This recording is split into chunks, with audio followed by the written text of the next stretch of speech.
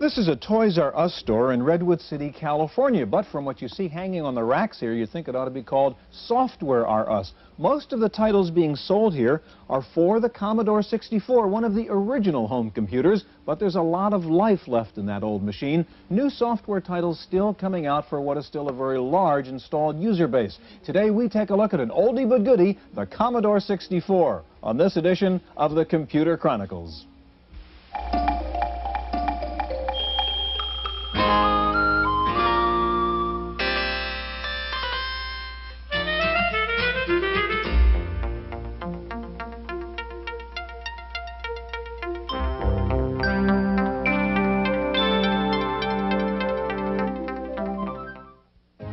Computer Chronicles is made possible in part by McGraw-Hill, publishers of Byte magazine, and BIX, the Byte Information Exchange.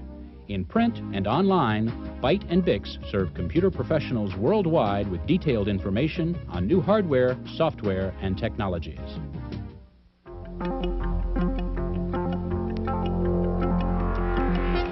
Welcome to the Computer Chronicles. I'm Stewart Cheifet. This is Gary Kildall. And Gary, I'm playing this new game from Spectrum Holobyte called Tetris. The interesting thing about it, it's the first game software sold in the United States written by Russian programmers. But what's really interesting is here's a hot new piece of software. What machine does it come out for first? The good old Commodore 64. This is the Model T of personal computers, yet people are still buying them. People are writing new software for it. How come? Well, Stewart, as you know, Jack Tramiel headed Commodore before he moved over to Atari. And Jack's philosophy is to minimize the end user price and just flood the market with the product. He did it with a $10 calculator in the mid-70s, remember that one? He did it also with the Commodore 64, less than $200. Yeah. The competition was 5 times that price. It's just a good basic computer for a very affordable price. The result is there's about, what, 7 million of these things in the United States alone. It provides a real good hardware bed for software writers because they can take a software development cost and amortize it across these millions of units. The result is you get a lot of good software at a very affordable price.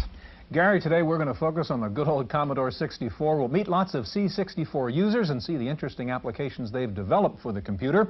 Now, one of the reasons the Commodore 64 is still around is it got a new operating system a couple of years ago, something called GEOS. We begin today by visiting the man who wrote GEOS, Brian Doherty, at Berkeley Softworks. The history of personal computers is marked by some spectacular successes and failures.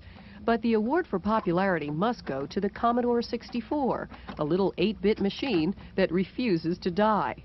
The 64's commercial success and its enormous user base have inspired some software developers to take a second look at the 64's potential.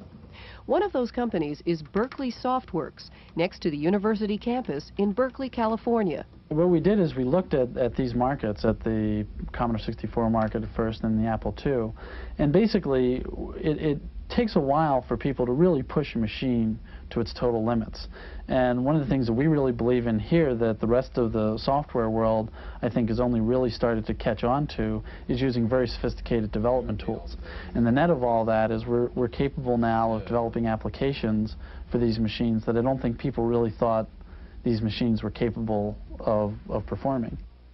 Berkeley's most important product is the GEOS operating system, a graphic interface for the 64 and 128 that features pull-down menus, icons, and windows. The new operating system opens the door to some very sophisticated applications, like a spreadsheet called GeoCalc, and GeoFile, a database with user-designed forms. There's even a desktop publishing package, something usually requiring big memories and big budgets. But at Berkeley Softworks, it's all in the code. Mainly it's by coding much more efficiently. The theorem of computer science is any computer program can be implemented by a 1-bit Turing machine. That's actually a theory that's been proven in computer science.